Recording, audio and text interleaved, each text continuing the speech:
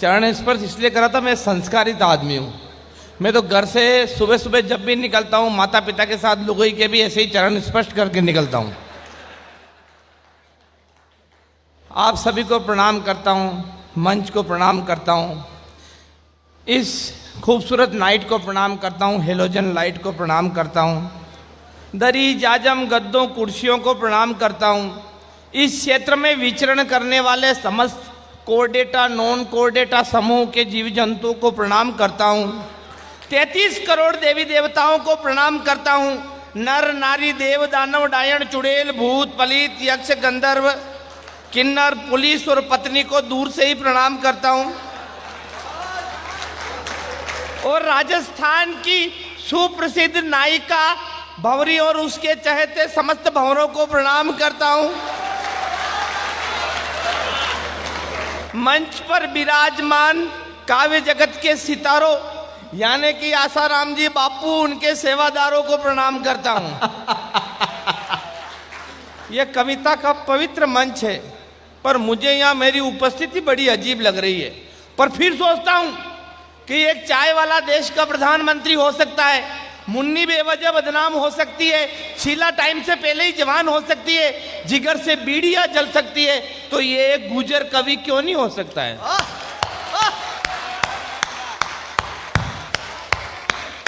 आपने तो तालियां बजाती साहब, बाकी हकीकत ये है कि मैं मंच पे बैठता हूं तो बहुत से कवि तो यूं कहते, क्यों रे गुजर तू तो मंच पे ऐसे बैठा जैसे रेल की पटरी पर बैठा हो।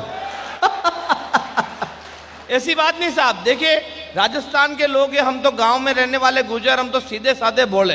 ये कविता होता क्या अतरा लक्षण अपना में नहीं है, एकदम सीधे बोले, इतने बोले। अच्छा मैं बेंगलोर यहाँ रेलवे स्टेशन, हालांकि फ्लाइट में आया था इस बार, पिछली बार भी एक प्रोग्राम आएगा, रेलवे स्टेशन पे उतरा, रेलवे स्टेशन पे जाने से पहले वापस जा रहा था तो बेंगलोर के आदमी बड़े कलाकार, चाय बेचने वाला आपने देखा होगा, चाय बेचने वाला मैं जनरल डिब्बे में बैठा हुआ था, रिजर्वेशन तो हुआ नहीं था, बिल्कुल जनरल डिब्बे में बैठा हुआ था, खिड़की के पास चाय बेचने वाला आया।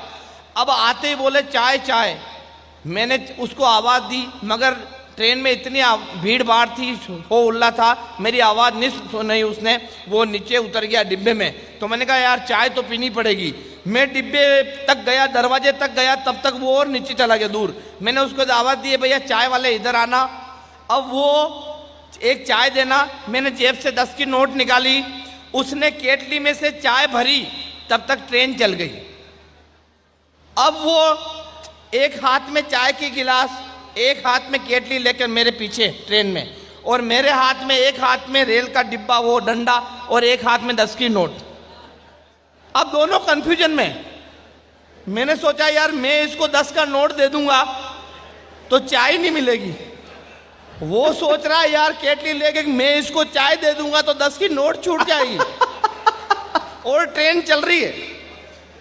मैंने आइडिया लगाया, मैंने 10 की नोट नीचे फेंकी और बोला उतर के रुक के उठा लेना। वो भी अखिल भारतीय चाय बेचो यूनियन का सदस्य, जिसके अध्यक्ष माननीय प्रधानमंत्री नरेंद्र मोदी जी, उसने भी हाथ से चाय छोड़ी और बोला तू भी उतर के चाट लेना। ऐसे बेंगलोर के।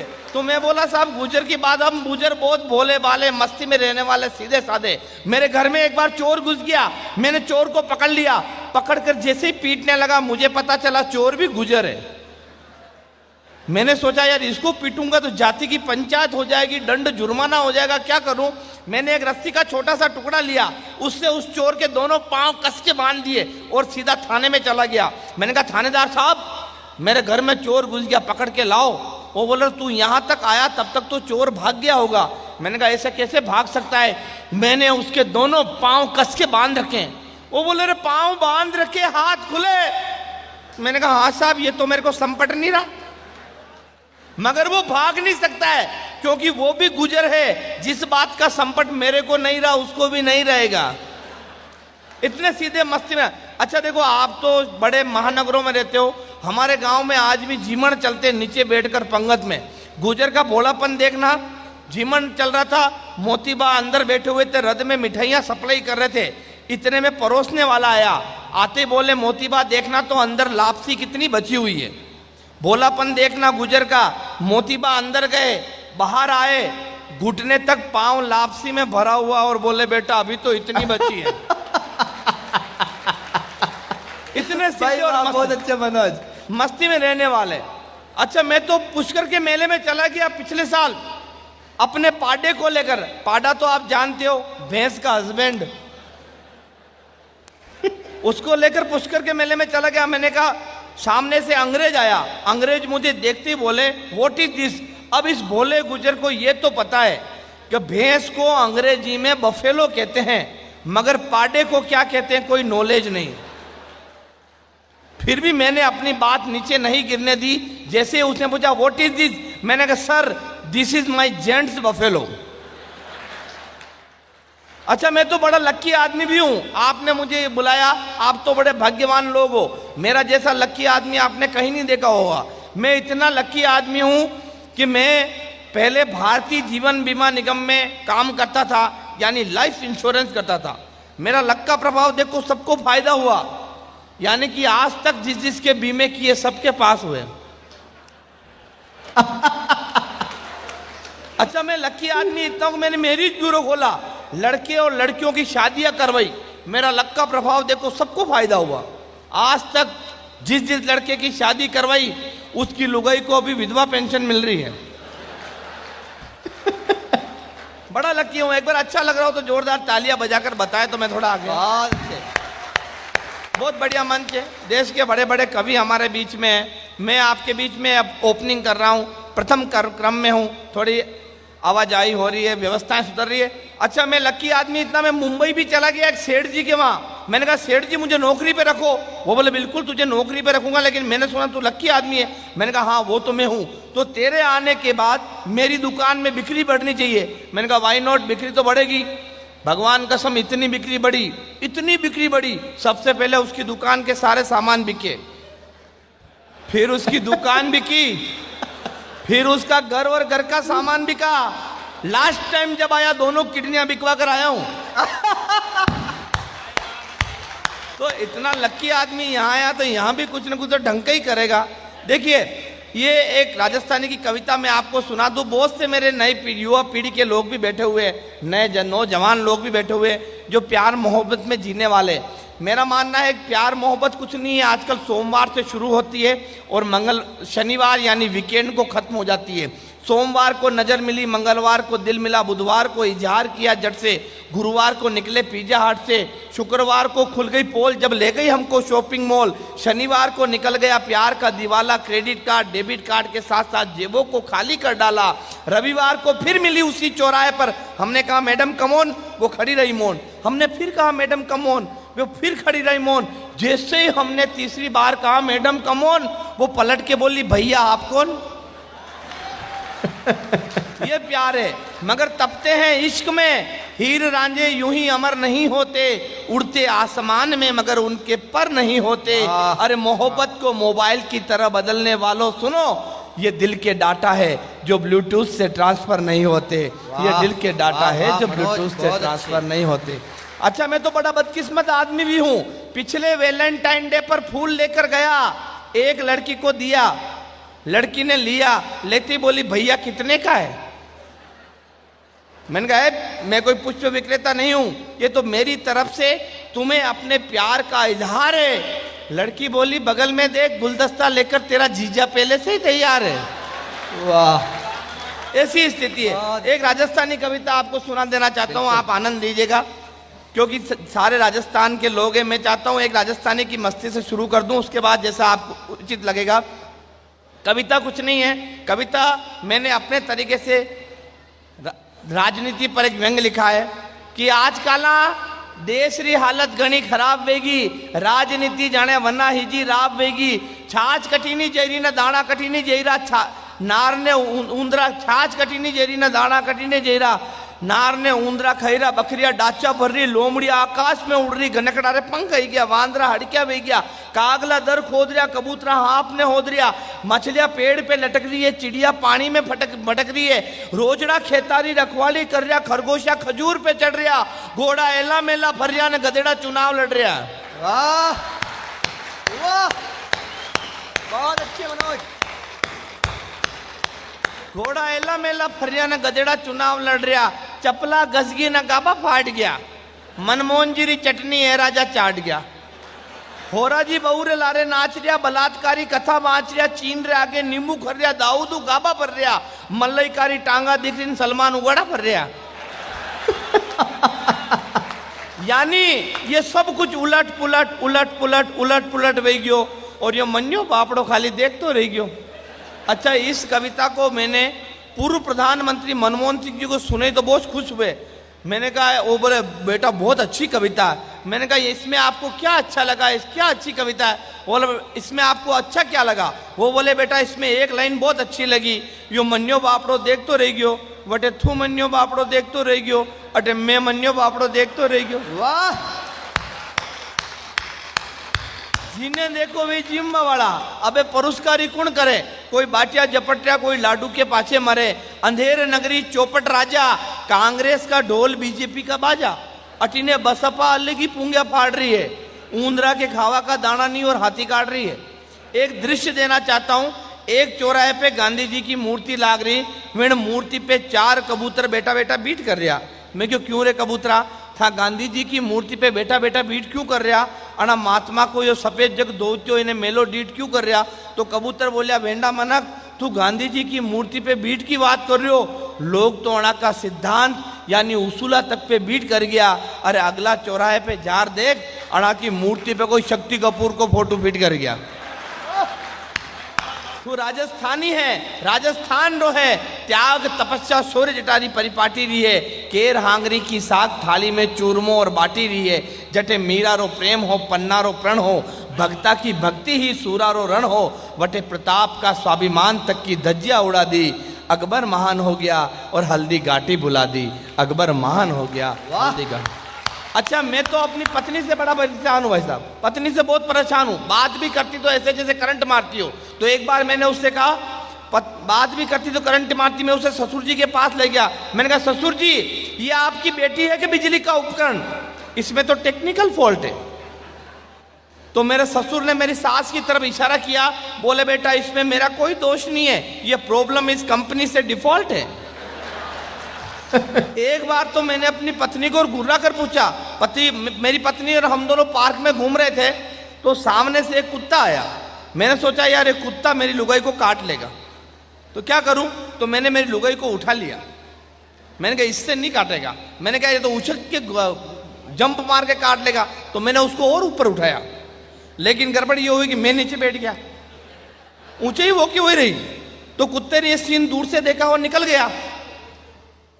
वो पत्नी को जैसे प्यार से नीचे उठाया, वो तो मेरे ऊपर बिफर गई। ये क्या है, ये कौन सा तरीका है? बहुत सारी बातें सुनी। मैंने कहा क्या हुआ? वो बोले अच्छा, मैंने जिंदगी में देखा है कुत्ते को भगाने के लोग ईंट उठाते हैं, पत्थर उठाते हैं, आप मेरे को ही उठा रहे हो। अच्छा, एक छोटी सी कविता 2 मिनट की और सुना देता हूँ। अच्छा, मैं जब 11वीं क्लास में पढ़ता था, एक छोटी सी कविता है। तो 11वीं क्लास में पढ़ता था, तो किसी ने मुझे कहा मनोज अब तू बड़ा हो गया, शादी व्यादी कर ले। तो मैं माइक की सेटिंग सही नहीं हो रही है, कोई बात नहीं, जैसी भी है भाई साहब, गुजरा रहे हिस्सा में यही जावे। भगवान कसम साहब, मैं हकीकत कह रहा हूँ। हमारे वहां तो आरक्षण का आंदोलन चला, हम बड़े बोले सीधे, आरक्षण का आंदोलन चला, सारे गुजर सड़क और पटरियों पे आ गए। अब वो क्यों आए किसी को पता नहीं, न वो किसी को पूछ रहे अपन क्यों आए। लेकिन बेसला जी ने बुलाया, आ जाओ तो आ जाओ। लोग तो तगारी, टोपला, बाल्टियां, बैग ले लेके जा रहे थे। मैंने पूछा यार ये क्यों लेके जा रहे हो? वो बोलो सरकार आरक्षण देगी तो इसी में भर भर के लाएंगे रैक।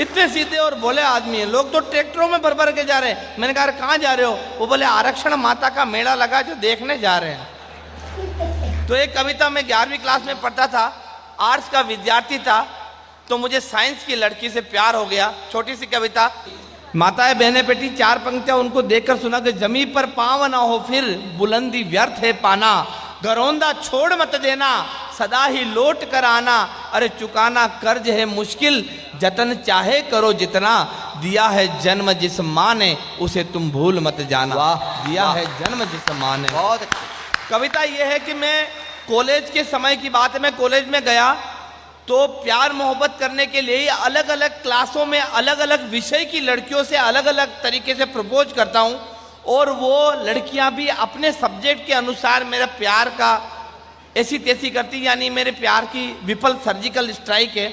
ये कविता है। सबसे पहले मैं हिंदी की कक्षा में गया।